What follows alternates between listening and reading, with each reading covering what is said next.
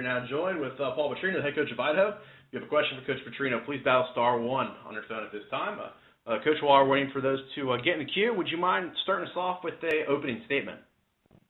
Yeah, we had a bye week this last week, and it was nice. Our coaches got to get out on the road and go recruiting.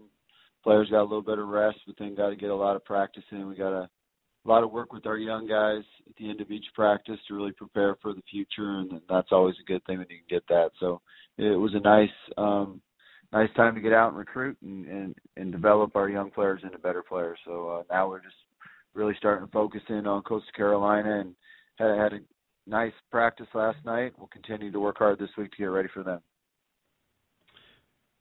Thank you, Coach. Our first questions come from Josh Grisham with the Moscow Daily News. Josh, please go ahead. Good morning, Coach. How you doing? I'm doing good. How are you, Josh? Not too bad. Hey, 3 winnable games on the schedule in the search for bowl eligibility. What's the energy level and the confidence level of the program right now? I think our guys are very, very excited. I think we had a good week of practice in our bye week, and guys were very upbeat and energetic last night. So I think we'll go out and have a really good week of practice and prepare hard. And we just got to take them one game at a time, but we'll be ready to play as hard as we can against Coastal Carolina. I know Coastal's starting QB Tyler Keene went down with a thumb sprain the other week. Kilton Anderson took over under center. I know there's not a ton of film on Anderson, but what kind of initially strikes you the most about the backup? He's a little bit more of a thrower. They throw the ball more when he's in there. He does a nice job. He does a good job of spreading the ball around and throws it pretty good. So I think when he's in there, they're going to throw the ball a little bit more. Okay.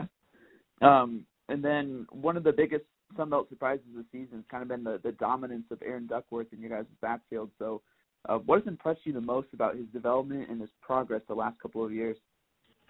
I think Aaron's just been a really hard worker, and he's grinded every single day and continued to grow and make himself a better player, and he's got stronger each year and worked hard on his making one cuts and his vision, and that's really helped him have a great year this year. Thank you, Coach. Thank you. Thank you, Josh. Our next questions come from Steve McGee from the Associated Press. Steve, please go ahead.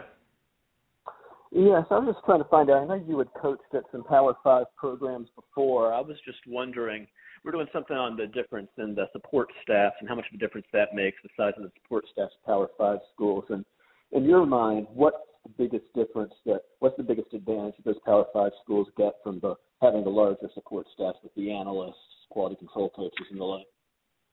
I think it really helps the student athletes academically. I think you have so much more help, guys helping in recruiting and writing recruiting letters and evaluating recruiting film, that your position coaches can spend a lot more time with their players academically and really spend more time with them one-on-one. So I think it's definitely it's beneficial for the student athlete when you have more support staff.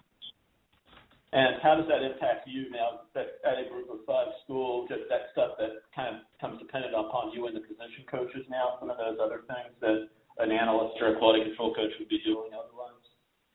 Yeah, you do it all. Yeah, so now you do it all. So you do all the recruiting, you do all the time with your players, you do, and that, and you still do it. It just makes it just helps. I think anytime a bigger school can afford to hire more guys to help, better off for the student athletes. I mean, that's just, there's that many more people that helps them out, in my opinion. Does your staff have any quality control coaches or analysts or the like? Or? No, sir. No. We just have our assistants and our graduate assistants. Okay. Thank you very much. Thank you. Thank you, Steve. And our next questions come from Peter with the Spokesman Review. Please go ahead, Peter. Coach, what's your quarterback situation going into this last week before the home game here? It's been nice. Matt's got 10 days of rest, and we're still not sure on him. We'll probably know that in a couple more days. But good thing is him being a 4-year starter, he understands everything that we're doing. So if he's ready to go when it's game time, he'll play. If not, Mason's taken a lot of reps this week and had a good week of practice, and he'll be backed up by Colton Richardson. Thanks.